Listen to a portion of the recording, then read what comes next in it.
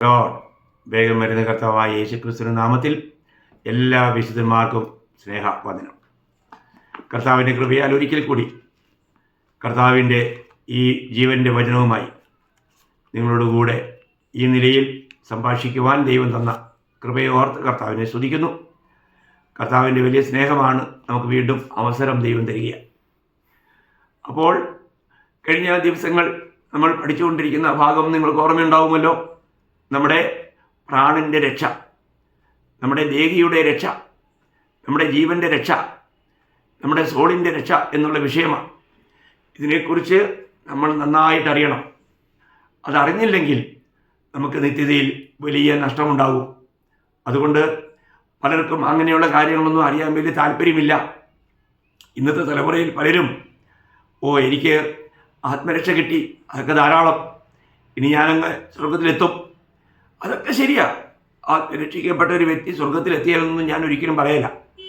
കാരണം അത് ദാനമായിട്ട് ദൈവം തന്നതാണ്. അങ്ങനെയാണെങ്കിൽ രക്ഷിക്കപ്പെട്ട ഒരു വ്യക്തി ആ രക്ഷ ഒരിക്കലും നഷ്ടമാകുകയില്ല, അദ്ദേഹം നിത്യത്തിലെത്തും. എന്നാൽ അവർ പ്രതിഫലം ഒന്നുമില്ലാതെ ലജ്ജിക്കേണ്ടി വരും. അതുകൊണ്ടാണ് നമ്മൾ എല്ലാവർക്കും ദൈവത്തിൽ നിന്നും ദൈവം ഒരുക്കിയിരിക്കുന്ന ആ പ്രതിഫലങ്ങൾ പ്രാപിക്കുവാൻ തക്കവണ്ണം യോഗ്യമായ ഒരു ജീവൻ നയിക്കുവാനായിട്ട് നിങ്ങളെ പ്രോത്സാഹിപ്പിക്കുന്നത്. അതുകൊണ്ട് നിങ്ങൾ ഉത്സാഹിക്കണം. അതിൻ്റെ ആ ആഴമായ സത്യങ്ങൾ നമ്മൾ തിരുവചനത്തിലൂടെ ധ്യാനിക്കുക. അപ്പോൾ ഇന്ന് ഞാൻ ആ വിഷയം ഒന്നുകൂടെ ആഴത്തിലേക്ക് പോകുവാനായിട്ട് ആഗ്രഹിക്കുന്നു. അതിനുവേണ്ടി വായിക്കുന്ന ഭാഗം റോമാലേഖനം 8-ാം അധ്യായം 5 മുതൽ 9 വരെയുള്ള വാക്യങ്ങളാണ് ആദ്യം വായിക്കുന്നത്. വളരെ ശ്രദ്ധയോടെ നമുക്ക് കേൾക്കാം. ഞാനത് വായിക്കാം. ജഡസ്വഭാവമുള്ളവർ ജഡത്തിനുള്ളതും ആത്മസ്വഭാവമുള്ളവർ ആത്മാവിനുള്ളതും ചിന്തിക്കുന്നു. ജഡത്തിൻ്റെ ചിന്ത മരണം, ആത്മാവിൻ്റെ ചിന്തയോ ജീവനും സമാധാനവും തന്നെ. ജഡത്തിൻ്റെ ചിന്ത ദൈവത്തോട് ശത്രുത്വമാകുന്നു. അത് ദൈവത്തിൻ്റെ ന്യായപ്രമാണത്തിന് കീഴ്പ്പെടുന്നില്ല, കീഴ്പ്പെടുവാൻ കഴിയുന്നതുമല്ല. ജഡസ്വഭാവമുള്ളവർക്ക് ദൈവത്തെ പ്രസാദിപ്പാൻ കഴിവില്ല. നിങ്ങളോ ദൈവത്തിൻ്റെ ആത്മാവ് നിങ്ങളിൽ വസിക്കുന്നു എന്ന് വരികിൽ ജഡസ്വഭാവമുള്ളവരല്ല, ആത്മസ്വഭാവമുള്ളവരത്രേ. ക്രിസ്തുവിൻ്റെ ആത്മാവില്ലാത്തവൻ അവനുള്ളവനല്ല. എത്ര ഗംഭീരമായിരിക്കുന്ന ഭാഗങ്ങളല്ലേ. നമ്മൾ വളരെ ഗൗരവമായിട്ട് പഠിക്കേണ്ട ഒരു കാര്യമാണ്. ഇവിടെ പൗലോസ് നമ്മളെ ഓർപ്പിക്കുന്നൊരു കാര്യം, ഈ രക്ഷിക്കപ്പെട്ട ശേഷവും അതിനകത്ത് ജഡീകരുമുണ്ട്, ആത്മീയരുമുണ്ട്. അയ്യോ, അവരെ ജഡീകരൻ എങ്ങനെയാണ് വിളിക്കുന്നത്? അവരെ ആത്മീയർ തന്നെ വിളിക്കേണ്ടത്. അങ്ങനെയല്ല. ആരാണ് ഈ ജഡീകർ? ആരാണ് ജഡീകർ എന്ന് നമ്മൾ അറിയണ്ടേ. രക്ഷിക്കപ്പെട്ട ഒരു വ്യക്തിയെ നിങ്ങൾ ജഡീകനാണെന്ന് പറഞ്ഞാൽ ആർക്കും ഇഷ്ടപ്പെടുകയല്ല. എന്നാൽ യഥാർത്ഥത്തിൽ അല്ലേ, രക്ഷിക്കപ്പെട്ടു, 10 വർഷമായി 15 വർഷമായി കൂട്ടായ്മയ്ക്ക് വരും പോകും എന്നല്ലാണ്ട് അദ്ദേഹം ഒരു സാക്ഷ്യം പറയാൻ പോലും കഴിയുന്നില്ല, മറ്റൊരു ആത്മാവിനെ കർത്താവിലേക്ക് നടത്താൻ കഴിയുന്നില്ല, സുവിശേഷത്തിൻ്റെ സാക്ഷിയാകുന്നില്ല, ശരിയായിട്ടുള്ള ഒരു ആത്മീയ വളർച്ചയില്ല. വരുന്നത് തന്നെ വരിക പോവുക, ഇതിലപ്പുറം ഒന്നുമില്ല. ഒരു ഹാജരി വയ്ക്കുന്ന പരിപാടി. അങ്ങനെയാണോ പ്രിയമുള്ളവർ? അതല്ല ഒരു ആത്മീയ ജീവിതം. ആത്മീയ ജീവിതം ക്രിസ്തുവിൽ വളർന്നുകൊണ്ടിരിക്കുന്ന, കാരണം ഇത് എവിടെ ജീവനുണ്ടോ അവിടെ വളർച്ചയുണ്ട്. അപ്പോൾ നമ്മൾ ദൈവത്തിൻ്റെ ആത്മാവിൽ വീണ്ടും ജനിച്ച വ്യക്തി ദൈവിക ജീവൻ പ്രാപിച്ചവരാ, അവിടെ വളർച്ചയുണ്ട്.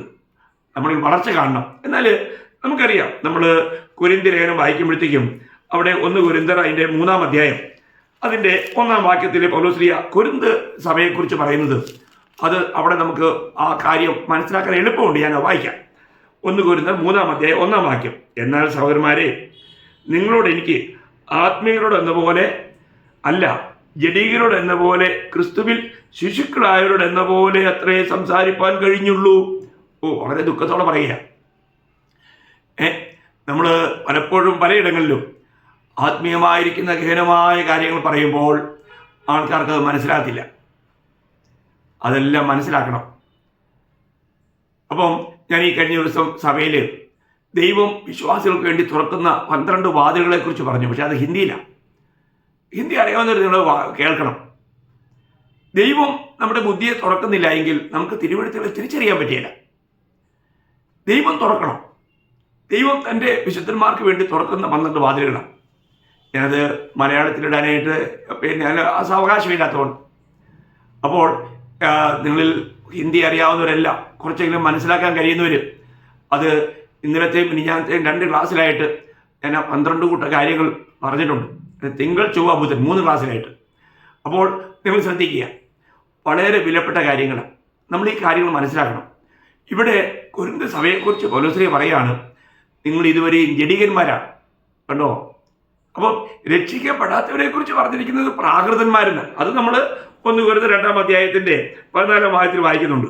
14-ാം വാക്യം, എന്നാൽ പ്രാകൃത മനുഷ്യൻ ദൈവാത്മാവിൻ്റെ ഉപദേശം കൈക്കൊള്ളുന്നില്ല, അത് അവന് പോഷത്വമാകുന്നു. ആത്മീയമായി വിവേചിക്കേണ്ടതായാൽ അത് അവന് ഗ്രഹിപ്പാൻ കഴിയുന്നതുമല്ല. അപ്പോൾ പ്രാകൃതൻ, ജഡികൻ, ആത്മീയൻ, ഇങ്ങനെ 3 നിലവാരത്തിലുള്ള ആൾക്കാരുണ്ട്. നമ്മൾ സഭകളിലൊക്കെ ചെന്ന് കഴിഞ്ഞാലും ഈ 3 കൂട്ടരെയും കാണാം. അപ്പോൾ രക്ഷിക്കപ്പെടാത്തവരായിട്ടുള്ളവരെ ദൈവവചനം പറയുന്നത് പ്രാകൃതർ എന്നാണ്. കാരണം അവർക്ക് ദൈവാത്മാവില്ല, അവരിൽ വീണ്ടും ജന്മം നടന്നിട്ടില്ല. എന്നാൽ വീണ്ടും ജന്മം നടന്നിട്ടും അവരിന്നും ജഡികന്മാരാണ്. എന്ന് പറഞ്ഞാൽ അവർക്ക് വേണ്ട നിലയിൽ ആത്മീയ വളർച്ചയില്ല. അപ്പോൾ ഈ ആത്മീയ വളർച്ചയില്ലാത്തവരെയാണ് ഇവിടെ ജഡികന്മാർ എന്ന് പറഞ്ഞിരിക്കുന്നത്. അപ്പോൾ ജഡികന്മാരുടെ ചിന്തകളും പ്രവർത്തികളും ഒക്കെ മറ്റ് ലോക മനുഷ്യരിൽ നിന്നും വലിയ വ്യത്യാസമൊന്നും കാണിക്കില്ല, ഏകദേശം ചേർന്ന് പോകും. അതുകൊണ്ടാണ് ലോക മനുഷ്യർ പലപ്പോഴും രക്ഷിക്കപ്പെട്ടവരോട് ചോദിക്കുന്നത്, നിങ്ങൾ ഞങ്ങളെപ്പോലെ തന്നെ ജീവിക്കുന്നതെന്ന്. അങ്ങനെ കേട്ടിട്ടുണ്ടോ? ഈ രക്ഷിക്കപ്പെട്ടെന്ന് പറയുന്നവരെ ഈ ലോക മനുഷ്യരെ പോലെ ജീവിക്കുമ്പോൾ അവർ ചോദിക്കുന്ന ചോദ്യമാണ്, നിങ്ങൾ എന്താ ഞങ്ങളെപ്പോലെയല്ലേ ജീവിക്കുന്നേ? ഞങ്ങൾ നിങ്ങൾ തമ്മിൽ തന്നെ വ്യത്യാസം? ഈ ചോദ്യം കേട്ടിട്ടുണ്ടോ? അനേകരെ കുറിച്ച് അങ്ങനെയൊക്കെ ചോദിക്കുന്നത്. അപ്പോൾ ഈ ജഡീകരെ നമുക്ക് എങ്ങനെ തിരിച്ചറിയാം? അതേ അധ്യായം, ആ 1 കൊരിന്ത്യർ 3-ാം അധ്യായം അതിൻ്റെ 4-5 വാക്യം ഞാൻ വായിക്കാം. ഒരുത്തൻ ഞാൻ പൗലോസിൻ്റെ പക്ഷക്കാരൻ എന്നും മറ്റൊരുത്തൻ ഞാൻ അപ്പൊല്ലോസിൻ്റെ പക്ഷക്കാരൻ എന്നും പറയുമ്പോൾ നിങ്ങൾ സാധാരണ മനുഷ്യരല്ലയോ? അപ്പൊല്ലോസ് ആർ, പൗലോസ് ആർ. തങ്ങൾക്ക് കർത്താവ് നൽകിയതുപോലെ നിങ്ങൾ വിശ്വസിപ്പാൻ കാരണമായി തീർന്ന ശുശ്രൂഷകന്മാരത്രേ. അപ്പോൾ നിങ്ങൾ ഇങ്ങനെ ഓരോരുത്തരുടെ പക്ഷം പിടിക്കുന്നത് എന്തുകൊണ്ട്? അപ്പോൾ ഇവിടെ പ്രത്യേകം എടുത്ത് പറയുന്നത്, ഒരുത്തൻ ഞാൻ പൗലോസിന്റെ പക്ഷക്കാരൻ, മറ്റൊരുത്തൻ പറയുന്നു ഞാൻ അപ്പൊല്ലോസിന്റെ പക്ഷക്കാരൻ. അപ്പൊ ഇങ്ങനെ ഓരോരുത്തർ പറയാം. അതിനേക്കാളും ശ്രേഷ്ഠം അതിന്റെ 1-ാം അധ്യായത്തിൽ തന്നെ ഉണ്ട്. അതിന്റെ 12-13 വാക്യം, 1 കൊരിന്ത്യർ 1-ാം അധ്യായം അതിന്റെ 12-13 വാക്യം ഞാൻ വായിക്കാം. നിങ്ങൾ ഓരോരുത്തൻ ഞാൻ പൗലോസിന്റെ പക്ഷക്കാരൻ, ഞാൻ അപ്പൊല്ലോസിന്റെ പക്ഷക്കാരൻ, ഞാൻ കേഫാവിന്റെ പക്ഷക്കാരൻ, ഞാൻ ക്രിസ്തുവിന്റെ പക്ഷക്കാരൻ എന്നിങ്ങനെ പറയുന്നു പോൽ. വേണം ഇവിടെ 4 പക്ഷം. നോക്കണേ, എത്ര ഡേഞ്ചറാണെന്ന് നോക്കണേ.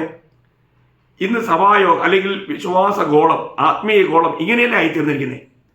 ഇന്ന് 4 അല്ല, 40 അല്ല, 4000 രീതിയിലല്ലേ. 4000 അല്ല, എനിക്കറിഞ്ഞുകൂടാ, എണ്ണാൻ അറിഞ്ഞുകൂടാ.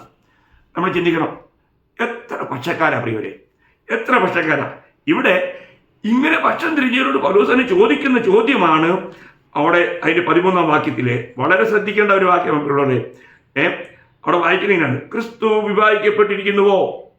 പൗലോസ് നിങ്ങൾക്ക് വേണ്ടി ക്രൂശിക്കപ്പെട്ടുവോ?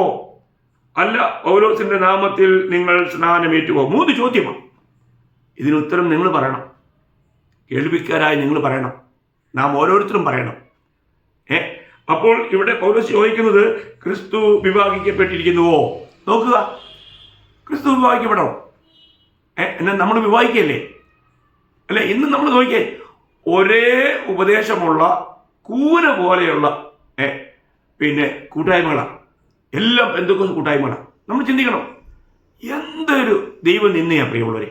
എന്നിട്ട് പേര് കൊടുത്തിരിക്കുക, church of God, assemblies of God, Sharon, IPC, മല TPM, ഇങ്ങനെ ഓരോ കൂട് പോലെ അടുത്തടുത്ത് ഇവിടെ പാടുന്നത് അവിടെ കേൾക്കാം. എത്ര ദുഃഖകരമായൊരു അനുഭവം പ്രിയമുള്ളവരെ. അവര് കർത്താവിനെ വിഭാഗിച്ചു, കർത്താവിൻ്റെ ശരീരമാം സഭയെ വിഭാഗിച്ച് ഓരോ നേതാക്കന്മാര് എല്ലാം ഒരേ ഉപദേശം, എല്ലാവർക്കും ഒരേ ഡോക്ട്രിൻ, എന്നിട്ടും സംഘടനകളായി പിരിഞ്ഞിരിക്കുക. ദൈവത്തിൻ്റെ ശരീരത്തെ തകർക്കുന്ന ഒന്നാ പ്രിയമുള്ളവരെ സംഘടന, മതം. ദൈവത്തിൻ്റെ സഭ അത് ജീവനുള്ള ദൈവത്തിൻ്റെ ആലയമാണ്, അതൊരു ജീവൻ പ്രസ്ഥാനമാണ്. അതിനെ ഒരിക്കലും തച്ചുടയ്ക്കാൻ പറ്റുകയില്ല, വിഭാഗിക്കാൻ പറ്റുകയില്ല. അപ്പം നമ്മൾ മനസ്സിലാക്കണം, ഒരു ദേശത്ത് ഒരു സഭ എന്നുള്ള രീതിയിലാണ് നമ്മൾ ബൈബിളിൽ കാണുന്നത്. എന്നാൽ ഇതെല്ലാം മാറി. ദൈവത്തിൻ്റെ സഭയെ മുറിച്ച് കഷ്ണങ്ങളാക്കി എന്നിട്ട് അവരെന്തോ വലിയ കാര്യം ചെയ്യുന്നു എന്നുള്ള രീതിയിൽ, എന്നിട്ട് ഇലക്ഷൻ നടക്കുന്നു. എന്തൊരു മണ്ടത്തര. ജനറൽ ബോഡി യോഗങ്ങളൊക്കെ ഒന്ന് കണ്ടിട്ടുണ്ടെങ്കിൽ കസേരയെടുത്ത ഒരുത്തരും മറ്റൊരുത്തരും അടിക്കാൻ ഒരുങ്ങുന്നത്. പച്ച തെറിവിളി. ഇതാണോ ദൈവമക്കളെ ദൈവത്തിൻ്റെ സഭയിൽ നടക്കേണ്ടത്? ഇതൊക്കെ ദൈവസഭയാണോ? വളരെ ഹീനമായി പോയി. വളരെ ദുഃഖകരമായൊരു അനുഭവം. ഇതൊക്കെ ഇങ്ങനെ പറയുന്നതിൽ തന്നെ വളരെ ദുഃഖമുണ്ട്. ദൈവത്തിൻ്റെ സഭ ഒരിക്കലും അങ്ങനെയല്ല പ്രിയമുള്ളവരെ. ഇതൊക്കെ ചില ജഡികന്മാരുടെ ഒരു കൂട്ടമാണ്. ഇവർക്കിനി ഇവരുടെയൊക്കെ ജീവിതത്തിൽ ഇതൊക്കെ ഇതിനകത്ത് തന്നെ യഥാർത്ഥത്തിൽ രക്ഷിക്കപ്പെട്ടവരുണ്ടോ എന്ന് തന്നെ അറിഞ്ഞുകൂടാ. എന്നാൽ രക്ഷിക്കപ്പെട്ടാൽ നമ്മൾ ആത്മീയമായി സമയത്തിൻ്റെ പരിധിക്കനുസരിച്ച് നമ്മൾ വളരണം. നമ്മൾ വളരുന്നില്ല എങ്കിൽ അത് വലിയൊരു ദുഃഖകരമായ അവസ്ഥയാണ്. അപ്പം ഓരോ വിശുദ്ധന്മാരും തങ്ങളെ തന്നെ പരിശോധിക്കണം. ഇന്ന് ഞാൻ എവിടെയാണ്? ഞാൻ രക്ഷിക്കപ്പെട്ടെങ്കിൽ, ദൈവസഭയുടെ അംഗമായി തീർന്നിട്ടുണ്ടെങ്കിൽ, ഞാൻ ക്രിസ്തു എന്ന തലയുടെ തലയായ്മയ്ക്ക് കീഴിലാണെങ്കിൽ എനിക്ക് ശരിക്കുള്ള ആത്മീയ വളർച്ച ഉണ്ടാകുന്നുണ്ടോ? അതോ ഞാൻ ഇന്നും ഒരു ജഡികനായിട്ട് ജീവിക്കുകയാണോ? ഇന്നും അനേകർക്കും അല്ലെ, ഇന്ന് ഈ സംഘടനാ ജീവിതത്തിലേക്ക് പോകുന്നവർക്ക് എല്ലാവർക്കും അവർക്ക് അവിടെ ഒരു ഒന്നെങ്കിൽ ആ സഭയിൽ എന്തെങ്കിലും ഒരു സ്ഥാനമാനം കിട്ടിയില്ലെങ്കിൽ, കുറച്ച് പഴയ വിശ്വാസിയാണെങ്കിൽ അവർക്ക് എന്തെങ്കിലുമൊക്കെ ഒരു സ്ഥാനം വേണം, ഒരു പൊസിഷൻ വേണം. അപ്പോൾ ഒരു ജഡീകനെ സംബന്ധിച്ചിടത്തോളം ജഡീകൻ എന്താ ആഗ്രഹിക്കുന്നത്? അവർക്ക് ഒരു ലോകമായ ജീവിതമാണ്. അവരുടെ താല്പര്യം ലോകം നൽകുന്ന ധനം, ആ ലോകം കൊടുക്കുന്ന അധികാരം, ജനപ്രീതി, സമ്പത്ത്, ഇങ്ങനെയുള്ള കാര്യങ്ങളിലേക്കൊക്കെ അവരുടെ ചിന്ത പോകുന്നത്. ഒരു ജഡികനായ വിശ്വാസിയുടെ ചിന്തകൾ. പ്രിയമുള്ളവരെ, അങ്ങനെയൊരു ജഡികനായി ജീവിച്ചു കഴിഞ്ഞാൽ നമുക്ക് ആത്മീയമായിട്ട് വളരാൻ കഴിയുമോ? ദൈവത്തിന് നമ്മൾ പ്രയോജനപ്പെടുമോ? ജഡികന്മാരെ ഒരിക്കലും ദൈവത്തിന് ഉപയോഗിക്കാൻ പറ്റില്ല. അവരെക്കുറിച്ച് ദൈവത്തിന് ദുഃഖം മാത്രമേ ഉള്ളൂ. അപ്പോൾ ഇങ്ങനെയുള്ള ജഡികന്മാർ എന്ത് ചെയ്യും? ഇങ്ങനെയുള്ള ജഡികന്മാർ സഭയിലുണ്ടെങ്കിൽ അവർ മുഖാന്തരം സഭയ്ക്ക് പോലും ഇടർച്ച വരും. അത് നമ്മൾ ഗലാത്യലേഖനം 5-ാം അധ്യായം 10-ാം വാക്യത്തിൽ പൗലോസ് പ്രത്യേകം എടുത്തു പറയുന്നുണ്ട്. നിങ്ങൾക്ക് ഭിന്നാഭിപ്രായം ഉണ്ടാകില്ല എന്ന് ഞാൻ കർത്താവിൽ ഉറച്ചിരിക്കുന്നു. എന്നാൽ നിങ്ങളെ കലക്കുന്നവൻ ആരായാലും ശിക്ഷാവിധി ചുമക്കും. ശിക്ഷാവിധി, അതൊരു ഭയങ്കരം. കാരണം അവരെന്ത് ചെയ്യുക? ദൈവത്തിൻ്റെ സഭയെ തകർക്കുകയാണ്. എന്തെങ്കിലും ചെറിയ ചെറിയ വിഷയങ്ങൾ കൊണ്ടുവന്നുകൊണ്ട് സഭയെ തകർക്കുക, സഭയെ ഉടയ്ക്കുക. ചെറിയ ചെറിയ കാര്യങ്ങളായിരിക്കും. രക്ഷയെക്കുറിച്ചോ ത്രിയേക ദൈവത്തെക്കുറിച്ചുള്ള വിദ്യാമാനമുള്ള കാര്യങ്ങളൊന്നുമല്ല. ഉപദേശപരമായ അങ്ങനെയുള്ള കാര്യങ്ങളൊന്നുമല്ല. ചെറിയ നിസ്സാര കാര്യങ്ങളിൽ പ്രശ്നങ്ങൾ ഉണ്ടാക്കിയിട്ട് അവർ സഭയെ പിളർത്തുന്നു. എത്ര ദുഃഖകരമാണ്. ഇതൊന്നും ഒരു ആത്മീയൻ്റെ ലക്ഷണമല്ല പ്രിയമുള്ളവരെ. ഒരു ആത്മീയന് ഇങ്ങനെ ഒരിക്കലും ചെയ്യാൻ കഴിയില്ല. അപ്പം നമ്മുടെ ജീവിതത്തിൽ ഞാൻ ഇന്നൊരു യഥാർത്ഥമായിട്ടും ഒരു ആത്മീയനായിട്ട് ജീവിക്കുവാൻ എനിക്ക് എൻ്റെ ഇതൊക്കെ ഈ ദേഹീയ രക്ഷ എന്നുള്ള കാഴ്ചപ്പാടില്ലാത്ത കൊണ്ട് വരുന്ന കാര്യങ്ങളാണ്. രക്ഷിക്കപ്പെട്ടിട്ട് നമ്മുടെ പ്രാണന്റെ രക്ഷ അത് എങ്ങനെയാണ് നേടേണ്ടതെന്നുള്ള അറിയത്തില്ലാത്തതിൻ്റെ ആ അറിവില്ലായ്മ ഉണ്ടാകുന്ന കാര്യങ്ങളാണ്, കുഴപ്പങ്ങളാണ്. അപ്പോൾ ഇത് നമ്മൾ വളരെ സഭയിലൊരു പ്രശ്നം ഉണ്ടാക്കുന്ന ഒരു വ്യക്തി തികച്ചും അവൻ ജഡികനാണ്. അവനെ കൊണ്ട് ദൈവത്തിനോട് പ്രയോജനമില്ല. അവൻ്റെ ജീവിതത്തിലൂടെ ദൈവത്തെ നമ്മൾ ആ വായിച്ച ഭാഗത്തുണ്ട്. റോമാലേഖനം 8-ാം അധ്യായത്തിലേക്ക് ഞാൻ വീണ്ടും മടങ്ങി വരികയാണ്. 8-ാം അധ്യായം അതിൻ്റെ 5-ാം വാക്യമാണ് നമ്മൾ ആദ്യം വായിച്ചത്. ജഡസ്വഭാവമുള്ളവർ ജഡത്തിനുള്ളതും ആത്മസ്വഭാവമുള്ളവർ ആത്മാവിനുള്ളതും ചിന്തിക്കുന്നു. നോക്കണം, നമ്മുടെ ചിന്ത പോലും. അപ്പോൾ ഒരു ജഡീകൻ എപ്പോഴും ജഡത്തിനുള്ളതാണ് ചിന്തിക്കുന്നത്. അവന് ലോകപ്രകാരമുള്ള സ്ഥാനമാനങ്ങൾക്ക് വേണ്ടിയിട്ടും സുഖജീവിതത്തിന് വേണ്ടിയിട്ടും ലഭിക്കുന്ന ബഹുമാനങ്ങൾക്ക് വേണ്ടിയിട്ടും ഇങ്ങനെ ഈ ലോകത്തിൽ നിന്ന് ലഭിക്കേണ്ട കാര്യങ്ങളെക്കുറിച്ച് അവൻ്റെ ചിന്തയും അവൻ്റെ പ്രവൃത്തിയൊക്കെ. എന്നൊരു ആത്മീയനെ സംബന്ധിച്ചോളം അവിടെ വായിക്കുന്നു ആത്മസ്വഭാവമുള്ളവൻ. അപ്പോൾ ഇവിടെ 2 സ്റ്റൈലാണ്, 2 ജീവൻ സ്റ്റൈൽ, ലൈഫ് സ്റ്റൈൽ. ഒന്ന് ജഡത്തിൻ്റെതായ സ്റ്റൈലും ഒന്ന് ആത്മാവിൻ്റെതായിരിക്കുന്ന സ്റ്റൈലും. അപ്പോൾ ഇന്ന് നമ്മുടെ ജീവിതത്തിൽ നമുക്ക് ഏത് സ്റ്റൈലിലാണ് നമുക്ക് ജീവിക്കാൻ കഴിയുന്നത്? വളരെ പ്രധാനപ്പെട്ട ഒരു ചോദ്യമാണ്. നമുക്കിന്നും ഒരു ആത്മീയനായിട്ട് ജീവിക്കാൻ കഴിയുന്നുണ്ടോ? നമ്മുടെ ജീവിതം ഉയരങ്ങളുടെ കാര്യങ്ങളാണോ, അതോ ഈ ഭൗതികമായിരിക്കുന്ന ഈ താൽക്കാലികമായിരിക്കുന്ന ഈ നശിച്ചു പോകുന്ന ഇല്ലാതായി പോകുന്ന ഈ കാര്യങ്ങളെ നേടുവാൻ വേണ്ടിയാണോ? പ്രിയമുള്ളവരെ, എത്ര വലിയ സ്ഥാനമാനങ്ങൾ നേടിയാലും അവൻ കുറച്ച് നാളത്തേക്കായിരിക്കും ആ പദവിയൊക്കെ ഇനി ലഭിക്കുന്നത്. എന്നാൽ ദൈവം നമ്മളെ നിത്യരാജാക്കന്മാരായി തെരഞ്ഞെടുത്തിരിക്കുക. നിത്യരാജ്യത്വം ദൈവം നമുക്ക് നൽകിയിരിക്കുക. നമ്മളെ സംബന്ധിച്ചിടത്തോളം നമ്മൾ ആ നിത്യതയെക്കുറിച്ചുള്ള കാഴ്ചപ്പാടുള്ളവരായിരിക്കണം. അതിലെ നമ്മൾ കൊളോസ് ലേഖനം 3-ാം അധ്യായം 1-2 വാക്യത്തിൽ വായിക്കുമ്പോൾ, നിങ്ങൾ ക്രിസ്തുയേശുവിനോടുകൂടെ ഉയർത്തെഴുന്നേറ്റിരിക്കുന്നുവെങ്കിൽ ക്രിസ്തു ദൈവത്തിന്റെ വലത്തുഭാഗത്തിരിക്കുന്നതുമായ ഉയരത്തിലുള്ളത് അന്വേഷിപ്പിൻ, അത് തന്നെ ചിന്തിപ്പിന്നല്ലേ. അതാണോ ഇന്ന് നമ്മൾ ചിന്തിക്കുന്നേ? ആ ഒരു നോട്ടമാണോ നമുക്കുള്ളേ? ആ ഒരു കാഴ്ചപ്പാടാണോ നമുക്കുള്ളേ? അപ്പോൾ ഒരു ജഡികനെ സംബന്ധിച്ചിടത്തോളം അവൻ ജഡീകതമായി ചിന്തിക്കുമ്പോൾ നമുക്കൊരു കാര്യം മനസ്സിലാക്കണം. ഒരു ജഡികനെ കാണുമ്പോൾ നമുക്കറിയാം അവൻ എപ്പോഴും ടെൻഷനിലായിരിക്കും. കാരണം അറിയോ, പിശാചിന് അവനെ തിന്നാൻ കഴിയും. മനുഷ്യൻ മണ്ണുണ്ടാക്കിയതല്ലേ, ജഡം എന്ന് പറഞ്ഞാൽ മണ്ണാണ്. ഈ ജഡത്തിലാകുമ്പോൾ പിശാചിന് അവനെ തിന്നാൻ കഴിയും. അവനെ ആക്രമിച്ചുകൊണ്ടിരിക്കും. അവൻ്റെ സമാധാനം നഷ്ടപ്പെടും, അവൻ്റെ സന്തോഷം നഷ്ടപ്പെടും. അങ്ങനെയുള്ള ജഡീകന്മാർക്ക് പലർക്കും പ്രത്യാശ പോലും ഇല്ലെന്ന് പറയുന്നതാണ് ശരി.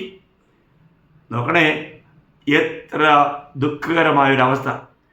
രക്ഷിക്കപ്പെട്ട ദൈവവേദിയിലെ നമുക്ക് ഓരോ ദിവസവും ആത്മാവിനാൽ ജീവിക്കുവാൻ, ആത്മാവിനാൽ നമ്മുടെ ജഡത്തെ അധീനപ്പെടുത്തി അതിനെ നമുക്ക് കീഴ്പ്പെടുത്തി അതിന്മേൽ നമുക്ക് ജയം വരിക്കാൻ കഴിയണം.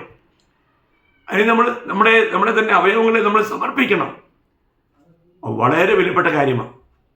അപ്പോൾ ഓരോ ദിവസവും, അപ്പോൾ ഒരു ജഡീകൻ ജഡത്തിനോട് ചിന്തിക്കുമ്പോൾ ഒരു ആത്മീയൻ ആത്മീയമായി ചിന്തിക്കും. എന്നിട്ട് അതിൻ്റെ 6-ാം വാക്യം, ജഡത്തിൻ്റെ ചിന്ത മരണം, ആത്മാവിൻ്റെ ചിന്തയോ ജീവനും സമാധാനവും തന്നെ. കണ്ടോ, ആത്മാവിൻ്റെ ചിന്ത പോലും ജീവനും സമാധാനവുമാണ്. അവൻ ജീവനിൽ വളർന്നുകൊണ്ടിരിക്കും. അവൻ്റെ സമാധാനം, ആ സമാധാനം കെടുത്തുവാൻ ആർക്കും കഴിയില്ല. എത്ര വിലപ്പെട്ട കാര്യം. എന്നാൽ ഒരു ജഡീകന്റെ ചിന്ത മരണമാണ്. ഇതുവരെ ദൈവത്തിൽ നിന്നുള്ള അകൽച്ചയായിരിക്കും അവൻ അനുഭവപ്പെടുന്നത്. അവന് ദൈവത്തോട് അടുക്കാൻ കഴിയില്ല. എത്ര ദുഃഖകരമാണ്. എന്നിട്ട് അതിൻ്റെ 7-8 വാക്യം, ജഡത്തിന്റെ ചിന്ത ദൈവത്തോട് ശത്രുത്വമാകുന്നു, അത് ദൈവത്തിന്റെ ന്യായപ്രമാണത്തിന് കീഴ്പ്പെടുന്നില്ല, കീഴ്പ്പെടുവാൻ കഴിയുന്നതുമല്ല. ഓ, അതൊക്കെ എത്ര ഭയങ്കര പ്രയോഗങ്ങളാണ്. ഇതൊക്കെ വളരെ വ്യക്തമായും ആസ്വദിച്ചിട്ടുണ്ട്, അനുഭവിച്ചിട്ടുണ്ട്. നമ്മുടെ ആത്മീയ ജീവിതത്തിൽ ചില ജഡീകന്മാർ അവരൊരിക്കലും നമ്മൾ എത്രയെല്ലാം പറഞ്ഞ് മനസ്സിലാക്കിയാലും, തിരുവചനത്തിനോട് പറഞ്ഞു കൊടുത്താലും അവരത് കേട്ട് കീഴ്പ്പെടുവാൻ മനസ്സില്ല. അവർ വാശിയുള്ളവരാണ്, വീറും വൈരാഗ്യവുമുള്ളവരാണ്. അവർ ജഡീകന്മാരാണ്. അവർ സത്യത്തോട് മറുതലിക്കുന്നവരാണ്. ദൈവത്തിൻ്റെ സഭയെ തകർക്കുവാനായിട്ട് ഉത്സാഹിക്കുന്നവരാണ്. നോക്കണേ, പക്ഷം പിടിക്കും. എന്നിട്ട് അവർ ഏതെങ്കിലും ഒരു സംഘടനയുടെ ഭാഗമായി തീരും. അപ്പോൾ അവർ ചിന്തിക്കും, കേട്ടോ, ഭൗതികമായ കാര്യങ്ങൾക്കെല്ലാം ഞങ്ങൾക്ക് എന്ത് സവാശ, എന്തൊരിത. ഭൗതികമാണ് അവരുടെ ലക്ഷ്യം. അവർക്ക് പിന്നെ ഭൗതികമായിട്ടുള്ള നല്ല പ്രശംസകൾ കിട്ടും. ഒരുപാട് വിഷയങ്ങൾ കൊണ്ടുവരുന്നത് മുഴുവനും നശിച്ചു പോകുന്ന ലോകത്തിൻ്റെതായ കാര്യങ്ങളാണ്. നമ്മൾ ചിന്തിക്കണേ, ആത്മീയതയൊന്നും അവിടെ ഇല്ല. ലോകത്തിൻ്റെ നേട്ടങ്ങൾ, ലോകത്തു നിന്നും ലഭിക്കാവുന്ന പ്രശംസകൾ, പുകഴ്ചകൾ, അതൊക്കെ അവരുടെ ചിന്ത. അവർക്കൊരിക്കലും ദൈവത്തിന് കീഴ്പ്പെടുവാൻ, ആത്മാവിന് കീഴ്പ്പെട്ട് ജീവിക്കുവാനായിട്ട് കഴിയില്ലെന്നാണ്. നോക്കണേ ദൈവമക്കളെ, അങ്ങനെയുള്ളവരെയും നമുക്ക് ആത്മീയ കോണത്തിൽ കാണാൻ കഴിയും. വഞ്ചിക്കപ്പെടരുത്. എന്നിട്ട് അതിൻ്റെ 8-ാം വാക്യത്തിൽ പറയുന്നു, ജഡസ്വഭാവമുള്ളവർക്ക് ദൈവത്തെ പ്രസാദിപ്പാൻ കഴിവില്ല. ഓ, ദൈവത്തെ പ്രസാദിപ്പിക്കുവാൻ കഴിയില്ല. നമ്മളൊരു കാര്യം മനസ്സിലാക്കണം, ഒരു ജഡീകൻ ഒരിക്കലും ദൈവത്തെ പ്രസാദിപ്പിക്കാൻ കഴിയില്ല. അപ്പം അവർ അനേക ലോകപ്രകാരമുള്ള നല്ല കാര്യങ്ങളൊക്കെ ചെയ്യുന്നുണ്ടാവും. പക്ഷേ ദൈവം അതിലൊന്നും പ്രസാദിക്കത്തില്ല. പ്രിയമുള്ളവരെ, ദൈവം അവിടെ എങ്ങും പ്രസാദിക്കില്ല. അപ്പോൾ ശ്രദ്ധിക്കുക, നമ്മൾ ഇന്ന് യഥാർത്ഥത്തിൽ ആത്മീയമായിട്ട് നമുക്ക് വളരാൻ കഴിയുന്നുണ്ടോ? കുരുന്ത് സഭയെപ്പോലെ അവിടെ ആത്മീയമായിരിക്കുന്ന എല്ലാ കൃപാവരങ്ങളും ഉണ്ടായിരുന്നിട്ടും അവർ ജഡീകന്മാരായിരുന്നു. പ്രിയമുള്ളവരെ, നമ്മുടെ ജീവിതത്തിൽ കൃപാവരനൊക്കെ ഓരോ ടൂൾസ്, അത് ദൈവസഭയെ കെട്ടിപ്പടുക്കാനുള്ള ഓരോ ടൂൾസ്, ഉപകരണങ്ങളാണ്. അതിലൊന്നുമല്ല വലിയ കാര്യം. നമുക്കൊരു ആത്മീയനായിട്ട് ജീവിക്കാൻ കഴിയാന്നുള്ളതാണ്. ജീവിതത്തിൽ നമ്മൾ മനസ്സിലാക്കേണ്ട കാര്യങ്ങൾ മനസ്സിലാക്കണം. അത് ഗ്രഹിക്കേണ്ടത് ഗ്രഹിച്ചില്ല എങ്കിൽ നമ്മൾ വഞ്ചിക്കപ്പെടും. നിത്യതയിൽ നമുക്ക് വലിയ നഷ്ടം ഉണ്ടാവും. എന്നിട്ട് അതിൻ്റെ 9-ാം വാക്യത്തിൽ പറയുന്നത് ഇങ്ങനെയാണ്, നിങ്ങളോ ദൈവത്തിൻ്റെ ആത്മാവ് നിങ്ങളിൽ വസിക്കുന്നു എന്ന് വരിയിൽ ജഡ സ്വഭാവമുള്ളവനല്ല, ആത്മസ്വഭാവമുള്ളവരത്രേ. ക്രിസ്തുവിൻ്റെ ആത്മാവില്ലാത്തവൻ അവനുള്ളവനല്ല. നോക്കണേ പ്രിയമുള്ളവരെ, ആത്മാവുള്ള ഒരുവൻ എപ്പോഴും ഒരു ആത്മീയനായി ജീവിക്കണമെന്ന് തന്നെയാണ് ദൈവത്തിൻ്റെ ആഗ്രഹം. നമ്മൾ ആത്മാവിന് വിധേയപ്പെടുന്ന, ആത്മാവിനെ ദുഃഖിപ്പിക്കാത്ത, ആത്മാവിനെ കെടുത്താത്ത, ആത്മാവിനെ അനുസരിക്കുന്ന ഒരു അനുഭവത്തിൽ നമ്മളായിരിക്കണം. അങ്ങനെ ഓരോ ദിവസവും അപ്പം നമ്മുടെ ജീവിതം എപ്രകാരമുണ്ട്, ഇന്ന് നമ്മളിൽ എവിടെയെങ്കിലും എന്തെങ്കിലും സഭയിൽ പ്രശ്നങ്ങൾ, ഇന്ന് നമുക്കറിയാം അനേക സഭകളിൽ പ്രശ്നങ്ങളാണ്. എനിക്ക് പലപ്പോഴും പല സ്ഥലങ്ങളിൽ നിന്നും ഫോണൊക്കെ വരുമ്പോൾ ഞങ്ങളുടെ സഭ തകർന്നു, അത് 2 പീസായി 3 പീസായി. ഇവിടെ തന്നെ ഞാൻ പല കൂട്ടുകളെ കണ്ടിട്ടുണ്ട്. അങ്ങനെ നമ്മൾ ചിന്തിക്കണം പ്രിയമുള്ളവരെ, ഇങ്ങനെയുള്ള ജഡീകന്മാരിലൂടെ പിശാച് കർത്താവിൻ്റെ ശരീരത്തെ വെട്ടി നുറുക്കുവാൻ ശ്രമിക്കുന്നു എന്നുള്ളത് ദുഃഖകരമായ ഒരു സത്യമാണ്. നമ്മൾ മനസ്സിലാക്കണം. അങ്ങനെ ഒരിക്കലും ഒരു വ്യക്തി അവൻ്റെ ജീവിതത്തിൽ അങ്ങനെ നടക്കാതിരിക്കട്ടെ. ഇല്ലെങ്കിൽ അത് എത്ര വലിയ ദൈവനാമം ദൂഷിക്കുന്നത് ആ വ്യക്തിയെ സംബന്ധിച്ചോളം എത്ര ഭയങ്കരമായിരിക്കും എന്ന് നമ്മൾ മനസ്സിലാക്കണം. അപ്പോൾ ഇവിടെ ഞാൻ നേരത്തെ പറഞ്ഞല്ലോ, മത്തായിയുടെ സുവിശേഷത്തിൽ കർത്താവ് തന്നെ അനുഗമിക്കുന്ന തൻ്റെ ശിഷ്യന്മാർ എങ്ങനെയാണ് ഈ ദേഹരക്ഷ പ്രാപിക്കേണ്ടത് എന്നുള്ള കാര്യം പറഞ്ഞപ്പോൾ ആ വാക്യം എപ്പോഴും നിങ്ങളുടെ ഒരു കുറിവാക്യമായി നിങ്ങൾ എടുക്കണം. മത്തായി 16-ാം അധ്യായം 24 മുതൽ 26 വരെയുള്ള വാക്യം. പിന്നെ യേശു ശിഷ്യന്മാരോട് പറഞ്ഞത്, ഒരുത്തൻ എൻ്റെ പിന്നാലെ വരുവാൻ ഇച്ഛിച്ചാൽ തന്നെത്താൻ ത്യജിച്ച് തൻ്റെ ക്രൂശെടുത്ത് എന്നെ അനുഗമിക്കട്ടെ. ആരെങ്കിലും തൻ്റെ ജീവനെ രക്ഷിപ്പാൻ ഇച്ഛിച്ചാൽ അതിനെ കളയും. എൻ്റെ നിമിത്തം ആരെങ്കിലും തൻ്റെ ജീവനെ കളഞ്ഞാൽ അതിനെ കണ്ടെത്തും. ഒരു മനുഷ്യൻ സർവ്വലോകവും നേടിയിട്ടും തൻ്റെ ജീവനെ നഷ്ടപ്പെടുത്തിയാൽ അവന് എന്തു പ്രയോജനം? അല്ല, തൻ്റെ ജീവന് വീണ്ടുകൊള്ളുവാൻ മനുഷ്യൻ എന്തു മറുവിലൊടുക്കും? ഇവിടെ ഈ ജീവൻ എന്ന് പറഞ്ഞിരിക്കുന്ന എല്ലാ ദേഹിയെക്കുറിച്ചാണ്, സോൾ, ദേഹി. നമ്മൾ വളരെ ശ്രദ്ധിക്കുക. ഇവിടെ കർത്താവ് പറയുന്ന ഈ കാര്യങ്ങൾ എത്ര ആഴമുള്ള കാര്യങ്ങളാണെന്ന് മനസ്സിലാക്കണം. അപ്പം ഇന്ന് മനുഷ്യൻ അവൻ്റെ സ്വാർത്ഥ താല്പര്യങ്ങളെ നിവർത്തിക്കുവാൻ വേണ്ടിയിട്ട് ഈ ലോകത്തിലെ നിക്ഷേപങ്ങളുടെ പിന്നാലെ ഓടി, അധികാരങ്ങൾക്ക് പിന്നാലെ ഓടി ഒരു ജഡീകനായി ജീവിച്ചുകൊണ്ടിരിക്കുക. അപ്പോൾ കർത്താവിൻ്റെ വചനം പറയുകയാണ്, ഈ ലോകത്തിലാണ് നമുക്ക് ആശയമുള്ളതെങ്കിൽ നമുക്ക് ദേഹി ജീവനെ നമുക്ക് ത്യജിക്കാനായിട്ട് കഴിയില്ല. അവൻ ദേഹി ജീവന് വേണ്ടിയാണ് പ്രവർത്തിക്കുന്നത്. അപ്പോൾ അവന് യേശുവിനെ പിൻപറ്റാൻ കഴിയില്ല. നമ്മൾ ക്രിസ്തുവിലായിട്ടും ഇന്ന് നമുക്ക് ലഭിക്കുന്ന സമയങ്ങളും കാര്യങ്ങളും എല്ലാം നമ്മൾ ലോകത്തെ നേടാനും ലോകപ്രകാരമൊക്കെ ഓടിക്കൊണ്ടിരിക്കുകയാണെങ്കിൽ അവൻ വെറും ഒരു ജഡീകനാണ്. അവന് ലഭിച്ച ഈ ആയുസ്സിനെ കുറിച്ച് അവന് നല്ലൊരു ബോധമില്ല. ഈ 90-ാം സങ്കീർത്തനത്തിൻ്റെ 12-ാം വാക്യത്തിൽ മോശ ദൈവത്തോട് പറയുന്ന ഒരു കാര്യം വിശുദ്ധന്മാർക്ക് അറിയാം. 90-ന്റെ 12-ാം വാക്യം, ഞങ്ങൾ ജ്ഞാനമുള്ള ഒരു ഹൃദയം പ്രാപിക്കത്തക്കവണ്ണം ഞങ്ങളുടെ നാളുകളെ എണ്ണുവാൻ ഞങ്ങളെ ഉപദേശിക്കണമേ. ഞങ്ങളുടെ നാളുകൾ ഓരോ ദിവസവും, ദൈവമേ, നമ്മുടെ ഓരോ ദിവസവും നമ്മൾ എങ്ങനെയാണ് ചെലവഴിക്കുന്നത്? ഈ ഒരു ദിവസത്തിൽ നമുക്ക് എത്ര മണിക്കൂർ നമുക്ക് ദൈവത്തോടു കൂടെ ചെലവഴിക്കാൻ കഴിയുന്നു? പ്രാർത്ഥനയിൽ ചെലവഴിക്കാൻ കഴിയുന്നു? ദൈവവചന പഠനത്തിനും ധ്യാനത്തിനുമായി എത്ര സമയം നമുക്ക് വേർതിരിക്കാൻ കഴിയുന്നു? അല്ലേ? ലോകത്തിന് വേണ്ടി ഓടി നടക്കുക. ഇവിടെയെല്ലാം വിട്ടിട്ട് പോകണ്ട. ലോകത്തിന് പിന്നാലെ, ലോകത്തിൻ്റെ സ്ഥാനമാനങ്ങൾക്ക് വേണ്ടിയിട്ട്, ലോക സുഖങ്ങൾക്ക് വേണ്ടിയിട്ട് അവരോടുകയാണ്. എന്നാൽ നമ്മൾ മനസ്സിലാക്കണം, നമുക്ക് ലഭിച്ചിരിക്കുന്ന ഈ സമയം അത് വിലപ്പെട്ടതാണ്.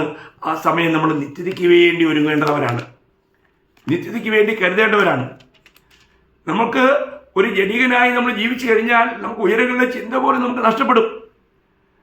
ഞാൻ നേരത്തെയും പറഞ്ഞിട്ടുള്ള കാര്യമാണ്, കൊളോസ്യർ 3:1-2. നിങ്ങൾ ക്രിസ്തുയേശുവിലൂടെ ഉയർത്തെഴുന്നേൽക്കുന്നുവെങ്കിൽ ക്രിസ്തു ദൈവത്തിൻ്റെ വലത്തുഭാഗത്തിരിക്കുന്നതുമായ ഉയരത്തിലുള്ളത് ചിന്തിപ്പിൻ, അത് തന്നെ അന്വേഷിപ്പിന്ന. അതാണ് നമ്മൾ അന്വേഷിക്കേണ്ടത്, അതാണ് നമ്മൾ ചിന്തിക്കേണ്ടത്, അതാണ് നമ്മൾ നേടേണ്ടത്. ഇത് ഒരേ ഒരു ആയുസല്ലേ. എഫേസ്യ ലേഖനത്തിൽ പൗലോസ് പറയുന്ന ഒരു കാര്യം, എഫേസ്യർ 5-ാം അധ്യായം അതിൻ്റെ 16-ാം വാക്യം, ഇത് ദുഷ്കാലമാകിയാൽ സമയം തക്കത്തിൽ ഉപയോഗിച്ചുകൊള്ളുവിൻ. ഇത് ദുഷ്കാലമാകിയാൽ സമയം തക്കത്തിൽ ഉപയോഗിച്ചുകൊള്ളുവിൻ. പ്രിയമുള്ളവരെ, കഴിഞ്ഞ നാളുകളേക്കാളെല്ലാം അധികം ഈ സമയം പാപം പെരുകിയിരിക്കുക. ജനങ്ങൾക്ക് അറിവ് വർദ്ധിച്ചെങ്കിലും പാവം കുറയുകയല്ല, പാവവും ഭയങ്കരമായ നിലയിൽ വർദ്ധിച്ചുകൊണ്ടിരിക്കുക. അതുകൊണ്ടല്ലേ പിന്നെ അതിക്രമം പെരുകുന്നതുകൊണ്ട് സ്നേഹം തണുക്കുമെന്നൊക്കെ മത്തായി 24:12 എഴുതി വെച്ചിരിക്കുന്നത്. അപ്പോൾ ഈ ലോകം വളരെ ഭക്ഷണത്തിലേക്ക് നീങ്ങിക്കൊണ്ടിരിക്കുക. നമ്മൾ മനസ്സിലാക്കണം, നമ്മുടെ ജീവിതത്തിൽ നമ്മുടെ കാഴ്ചപ്പാട് ഇന്ന് എങ്ങനെയാണ്? നമുക്ക് യഥാർത്ഥത്തിൽ ഇന്ന് കർത്താവിനെ മഹത്വപ്പെടുത്താൻ കഴിയുന്നുണ്ടോ? നമ്മുടെ ജീവിതത്തിലൂടെ കർത്താവ് മഹത്വം എടുക്കുന്നുണ്ടോ? ഇതാണ് നമ്മൾ ചിന്തിക്കേണ്ടത്. അപ്പോൾ അവിടെ മത്തായിയുടെ സുവിശേഷത്തിൽ കർത്താവ് പറഞ്ഞെടുത്ത് കർത്താവ് ഓർപ്പിക്കുന്ന ഒരു കാര്യം, നിങ്ങൾ സർവ്വലോകവും നേടിയാലും, അത് വളരെ വിലപ്പെട്ടൊരു കാര്യമാണ് പ്രിയമുള്ളവരെ. അതിൻ്റെ 26-ാം വാക്യം. അപ്പോൾ 26, ഒരുവൻ സർവ്വലോകവും നേടിയിട്ടും, ഉണ്ടോ, നേടി. എന്ത് നേടി? ഈ ലോകം എന്തിനുള്ളതാ? നശിക്കാനുള്ളതാ. ലോകവും അതിൻ്റെ മോഹവും ഒഴിഞ്ഞു പോകും. നമ്മൾ 1 യോഹന്നാൻ 2:17 വായിക്കുന്ന കാര്യമാണ്. ലോകവും അതിൻ്റെ മോഹവും ഒഴിഞ്ഞു പോകും, ദൈവേഷ്ടം ചെയ്യുന്നവർ എന്നേക്കും നിലനിൽക്കും. ദൈവേഷ്ടം നമ്മുടെ ലോകത്തെ നേടേണ്ടതിന് വേണ്ടി അല്ല പ്രിയമുള്ളവരെ, നമ്മൾ നിത്യതയ്ക്കുള്ളവയെ നേടേണ്ടതിന് വേണ്ടിയിട്ടാണ്. നമ്മുടെ പ്രാണനെ പോലും അപ്രിയമായി കാണുന്നില്ല എങ്കിൽ, നമുക്ക് ഈ ലോകത്തിൻ്റെ സുഖത്തിന് പിന്നാലെയാണ് നമ്മുടെ ലക്ഷ്യമെങ്കിൽ, നമുക്ക് ലഭിക്കുന്ന സമയങ്ങളെല്ലാം ലോകത്തെ നേടുവാനായിട്ട് നമ്മൾ ഉദ്യമിക്കുന്നുവെങ്കിൽ നമ്മൾ തീർന്നു, നമ്മൾ വഞ്ചിക്കപ്പെട്ടു. ആ വഞ്ചകൻ, ആ ജഡീക, അവർ ശിശുക്കളെ പോലെയാണ്. ശിശുക്കൾക്ക് എന്താ അറിയാം? അവർക്ക് തിരിച്ചറിയാൻ കഴിയുന്നില്ല. അതുപോലൊരു അനുഭവമാണ് ഇന്ന് അനേക വിശുദ്ധന്മാരുടെയും. അവർ രക്ഷിക്കപ്പെട്ടു, പക്ഷേ രക്ഷിക്കപ്പെട്ടിട്ട് അവരെവിടെയാണ് നിൽക്കുന്നത് പോലും അവർക്കറിയത്തില്ല. അവർ വിഭാജീയ ചിന്താഗതിയുള്ള സംഘടനകളിൽ പെട്ട് വീണ്ടും അവർ നരകിക്കുക. അവർക്ക് ആത്മീയമായിട്ട് വളരാൻ കഴിയുന്നില്ല. അവരും ഈ ലോകത്തെ നേടുവാൻ വേണ്ടിയിട്ട് വെമ്പൽ കൊള്ളുകയാണ്. നോക്കണേ, കർത്താവ് പറയുന്നു, ഒരുവൻ സർവ്വലോകവും നേടുകയും. നോക്കണം, സർവ്വലോകവും അവൻ നേടി.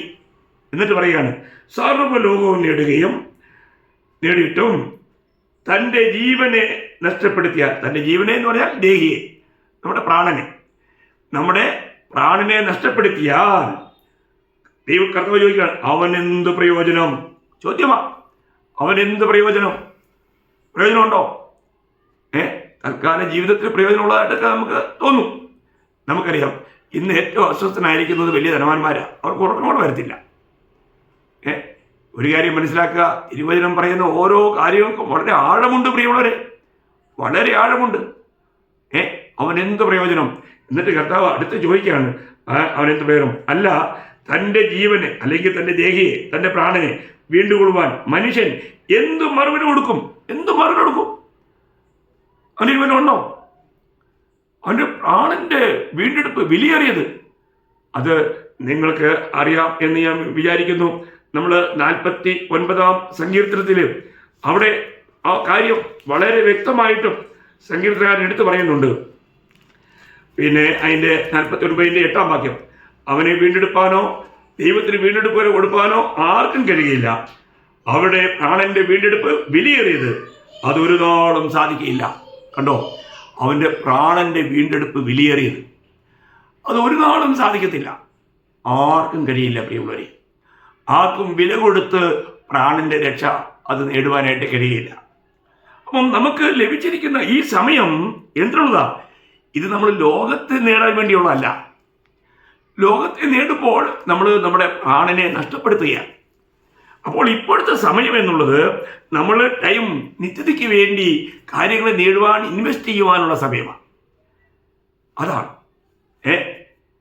അപ്പോൾ നമുക്ക് ഈ സമയങ്ങൾ നിത്യതയ്ക്ക് വേണ്ടി ഒരുങ്ങുന്ന കാര്യത്തിൽ നമുക്ക് ഉപയോഗിക്കാൻ കഴിഞ്ഞാൽ ദൈവദൃഷ്ടിയിൽ നമ്മൾ വളരെ ശ്രേഷ്ഠന്മാരായി മാറും. അപ്പോൾ ഇവിടെ വളരെ ശ്രദ്ധിക്കണം. നമുക്ക് ഇന്നത്തെ ഈ ചെറിയൊരു ആയുസ് നമ്മൾ ദൈവഭക്തത്തിൽ നിന്നുകൊണ്ട് നമ്മുടെ പ്രാണനെ പോലും അപ്രിയമായി കണ്ടുകൊണ്ട്, അതല്ലേ കർത്താവ് പറഞ്ഞത്. ഞാൻ എപ്പോഴും നിങ്ങൾ ഓർപ്പിക്കട്ടെ, മത്തായിയുടെ സുവിശേഷം അതിൻ്റെ മറ്റു പല ഭാഗങ്ങളും നമ്മൾ ഇനിയും ചിന്തിക്കുന്നതാണ്. അതിൻ്റെ 16-ാം അധ്യായം അതിൻ്റെ 24 മുതൽ 26 വരെയുള്ള വാക്യം നിങ്ങൾ വളരെ ധ്യാനിക്കണം. അതൊന്ന് ശരിക്കും അയവിറക്കണം. അവിടെ വായിക്കുന്നത്, പിന്നെ യേശു ശിഷ്യന്മാരോട് പറഞ്ഞത്, ഒരുത്തൻ എൻ്റെ പിന്നാലെ വരുവാൻ ഇച്ഛിച്ചാൽ തന്നെത്താൻ ത്യജിച്ച്. അപ്പോൾ തന്നെത്താൻ ത്യജിക്കുക എന്ന് പറഞ്ഞാൽ നമ്മുടെ സ്വയത്തെ ത്യജിക്കണം, നമ്മുടെ ഇഷ്ടങ്ങളെ ത്യജിക്കണം, നമ്മുടെ അഭിപ്രായങ്ങളെ ത്യജിക്കണം. സഭാജീവിതത്തിൽ വന്ന ശേഷം ആർക്കും ഒരു അഭിപ്രായം പോലും പറയാനുള്ള അർഹതയില്ല. അറിയുള്ളവരെ, തിരുവചനം എന്ത് പറയുന്നു എല്ലാത്തിനും ആമേൻ പറയുക എന്നല്ലാതെ അഭിപ്രായം പോലും പറയാൻ ആർക്കും അർഹതയില്ല. തന്നെത്താൻ ത്യജിച്ച് തൻ്റെ ക്രൂശ് എടുത്ത് തന്നെ അനുഗമിക്കട്ടെ. ഓരോ ദിവസവും നമ്മുടെ ഇഷ്ടങ്ങളെ ത്യജിച്ച് ദൈവേഷ്ടത്തെ നമ്മുടെ ഇഷ്ടമായി കാണാൻ കഴിയുന്നില്ല എങ്കിൽ നമ്മൾക്ക് ആ ക്രൂശ് എടുക്കുന്ന അനുഭവം ഉണ്ടായിരിക്കില്ല. അത് വളരെ ഗൗരവമായി മനസ്സിലാക്കേണ്ട കാര്യമാണ്. എന്നിട്ട് 25 പറയുകയാണ്, ആരെങ്കിലും തൻ്റെ ജീവനെ രക്ഷിപ്പാൻ ഇച്ഛിച്ചാൽ അതിനെ കളയും. നോക്കണേ, ഈ ലോക സുഖങ്ങൾക്ക് വേണ്ടി, ഈ താൽക്കാലികമായ അല്പസമയത്തേക്കുള്ള ഈ ലോകത്തിൻ്റെ സുഖത്തിന് വേണ്ടി നമ്മൾ നമ്മുടെ പ്രാണനെ ഈ ലോക കാര്യങ്ങളിലേക്ക് നമ്മൾ ആനയിച്ചാൽ, പ്രിയമുള്ളവരെ, നമ്മുടെ പ്രാണനെ നമ്മൾ കളയും, നമ്മുടെ ജീവൻ നമ്മൾ കളയും. നമ്മുടെ ആ സോൾ എന്നുള്ള വിഷയം നഷ്ടമാകുകയാണ്. എന്നാൽ കർത്താവ് പറയുകയാണ്, ആരെങ്കിലും തൻ്റെ ജീവനെ രക്ഷിപ്പാൻ ഇച്ഛിച്ചാൽ അതിനെ കളയും. എൻ്റെ നിമിത്തം ആരെങ്കിലും തൻ്റെ ജീവനെ കളഞ്ഞാൽ അതിനെ കണ്ടെത്തും.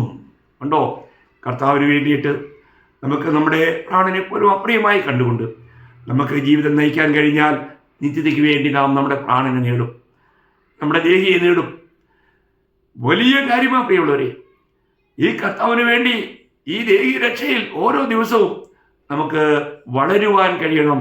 ഞാൻ വളരുന്നുണ്ടോ എന്ന് നോക്കണം. എന്നിട്ട് അവസാനം കർത്താവ് തന്നെ ചോദിക്കുന്ന ചോദ്യമാണ്, ഒരു മനുഷ്യൻ സർവ്വലോകവും നേടിയിട്ടും ഈ പ്രാണന് വേണ്ടിയിട്ട്, ഈ ലോക ജീവിതത്തിന് വേണ്ടിയിട്ട് സർവ്വലോകവും നേടി, എന്നാൽ തൻ്റെ ജീവനെ നഷ്ടമാക്കിയാൽ, അതാണ് തൻ്റെ ജീവനെ, തൻ്റെ പ്രാണനെ, തൻ്റെ ദേഹിയുടെ രക്ഷ നഷ്ടപ്പെടുത്തുന്നു.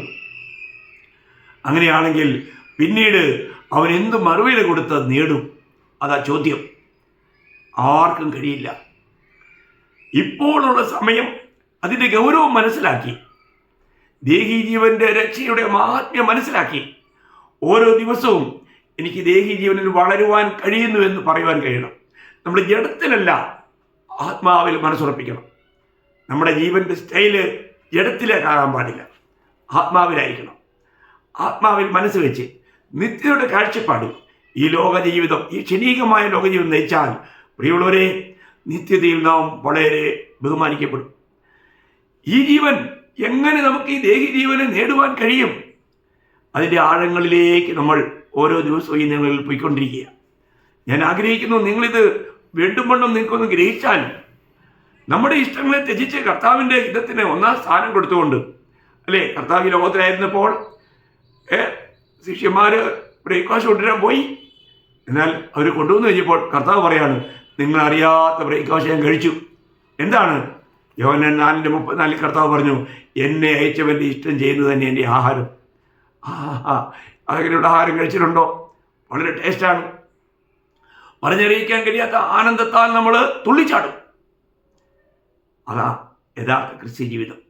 നമുക്ക് ഓരോ ദിവസവും നമ്മുടെ പ്രാണനെ അപ്രിയമായി കണ്ടുകൊണ്ട് കർത്താവിന് ജീവിക്കുവാൻ, അങ്ങനെ കർത്താവിന് ജീവിച്ചുകൊണ്ട് നമ്മുടെ പ്രാണനെ നിത്യതയ്ക്ക് വേണ്ടി നേടുവാൻ, അതുപോലെ നിത്യതയുടെ തുറമുഖത്ത് ദൈവം നമുക്ക് ഒരുക്കിയിരിക്കുന്ന ആ വിലപ്പെട്ട പ്രതിഫലങ്ങളെ പ്രാപിക്കുവാൻ കർത്താവ് നമുക്ക് ഇടയാക്കട്ടെ. അന്ന് ലജ്ജിതരാകാൻ ആർക്കും ഇടയാകരുതേ.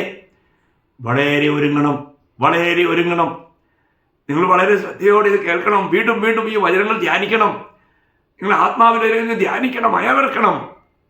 വളരെ പ്രയോജനപ്പെടും. ഞാൻ ഇതിൻ്റെ തുടർമാനമായ ക്ലാസ് നാളെ എടുക്കാം. കർത്താവ് നിങ്ങളെ സഹായിക്കട്ടെ. നമ്മുടെ സമയം തീരുന്നതുകൊണ്ട് ഞാൻ ഇവിടെ നിർത്തുകയാണ്. നാളെ ഇതിൻ്റെ ബാക്കി നമുക്ക് കേൾക്കാം.